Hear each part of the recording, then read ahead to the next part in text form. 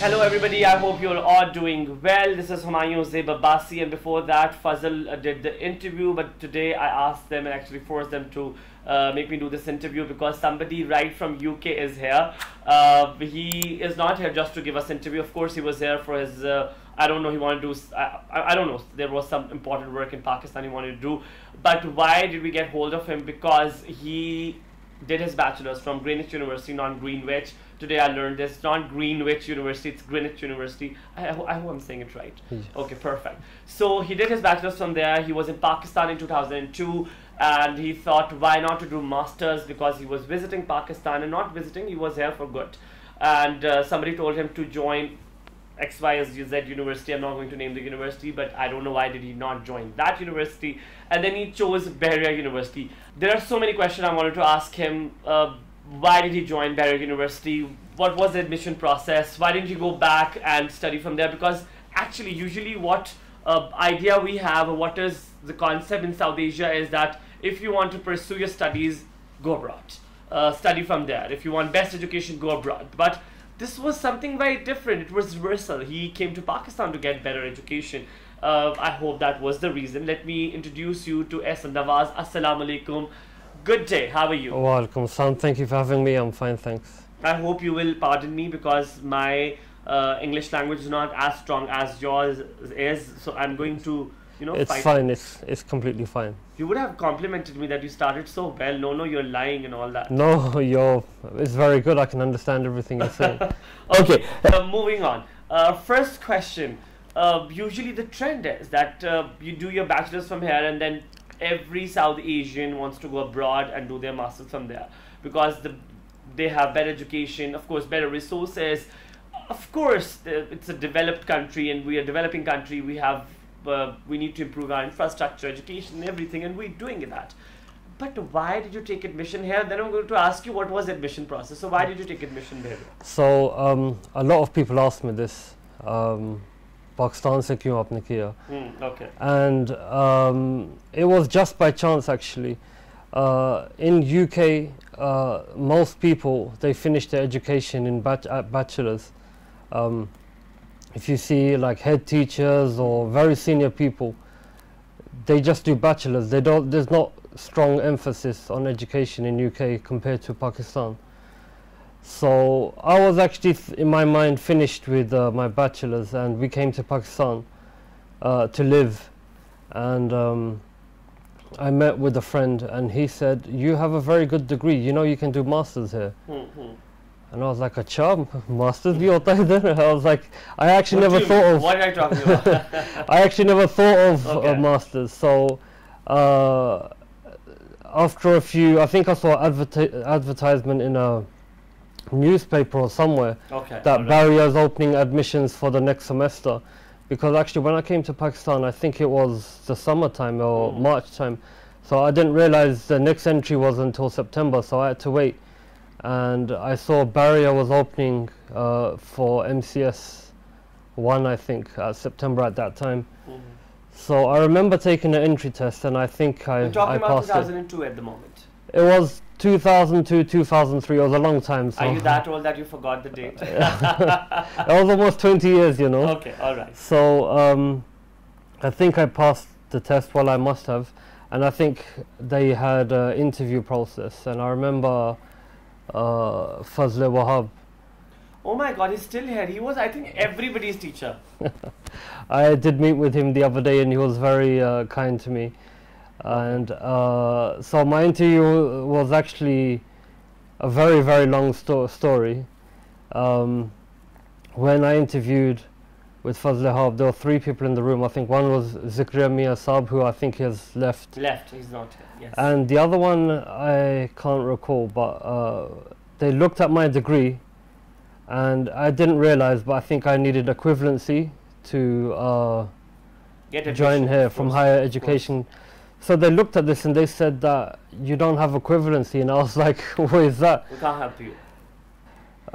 It looked like I wasn't going to get admission, but mashallah, Mr. Fazle Wahab Saab, he fought very strongly for me, and it was very back and forth for a good few weeks. It took a very, very long time, and I went to HEC, and even there it was the same back and forth. They said you need this, you need to bring this certificate. One certificate I actually forgot in England, so my dad had to go back all the way to England and bring it. It was a very, very long story. But alhamdulillah, in the end, Mr. Wahab Saab, he helped me and he said, "Beta kal shuru kar lo." And then I started. One thing is very important to discuss at this point of time is that two different cultures, two different countries. You have studied your bachelor's, you have lived your life in UK, and then coming back to Pakistan. People have entirely different personalities here. The likings are different. Of course, as I said, cultures are different. I need to know that how much of differences have you felt while you were doing your master's from here? I am not wrong if you did your master in computer sciences from here. That's correct. So how different was that? So, first of all, the education system in Pakistan is completely different. There is a grade point average system here, which is not what we have in UK. It's a lot more harder here. Really? Yeah, a lot more harder, way more. Oh my God. In UK, we just have university lectures. You listen to the lecture, and then afterwards they have tutorial classes where it's a bit more specialized and they break down the lecture for you, and that's it, you go home. Next day you have the same, next day you have the same, and you'll complete your whole semester like this. And at the end of the year, then you will have exam after 1 year. In Pakistan, you will have your class, your lecture, and that will build up to midterms where you have an exam. Okay. All right. And then at the end of the semester you have your final exam, and that's for each subject. In UK you just have one exam, 1 or 2 papers. You have one paper right at the end of the year for each subject. Oh my God, how easy is that? I think I should... Compared to, yeah, it is actually very... So actually it took me a long time to adjust because I didn't understand the system. And for the first year or so, first 2 semesters, my grades were not that great actually. Because you couldn't understand the system. It was actually very tough at the start. But alhamdulillah, in the second year I got like a lot of A's and B's. And that brought my grade average up like quite well. But let's talk about dynamics of different people, your friendships at the moment. Did you have, sorry, that's a very rude question, but did you have friends in there? Like, did you have people who you can talk to and spend your entire day with? Yes. So the difference between UK and Pakistan in universities, it's a lot more friendly here. It's a lot more relaxed. It's more of a family feel. The teachers here will be like your friends, whereas in UK the teachers will just do their job and go home. Like here they will give you a number. If you're stuck, just message me, I'll help you. Over there they'll just do their job and they'll go, and that's it. They don't really have a particular I mean, they do want you to pass. They'll just do their job and go home and of course there is no relatability, there is no friendliness, there is no support system as we have in Pakistan. Of course the teachers are too friendly, and in Bahria specifically, if I tell you, in Bahria teachers go over the board. They give you so much of margin and all. One question comes in, I don't know if you do remember or not, do you still remember your teacher's name, your friend's name over there in 2002? Do you still remember? I remember a lot. All my friends I've kept in contact, and I will be meeting them soon, actually tomorrow night. I've kept in contact actually. These days it's a lot easier to keep in contact with people. Sabka naam yaad hai. Tell me your best friends. Like Muhammad Abu Rayhan. Okay.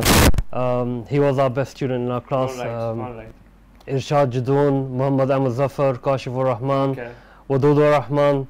I made friends because some of the classes I did with the morning program in the So all of my juniors, I made a lot of friends there as well.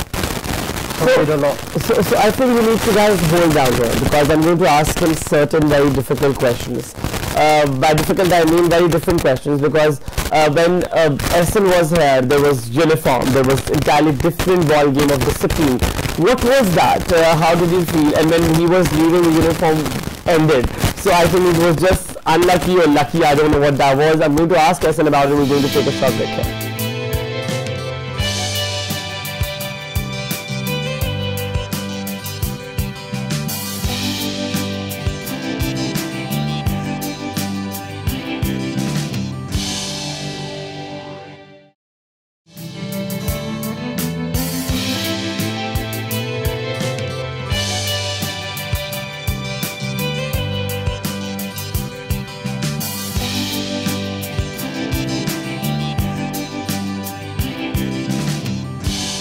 Okay, welcome back after the break. We have Ahson Nawaz and we're having very good conversation. I did not know that Ahson will be so interesting, and actually I thought he has given so many interviews. I don't think this is your first interview, is it? No.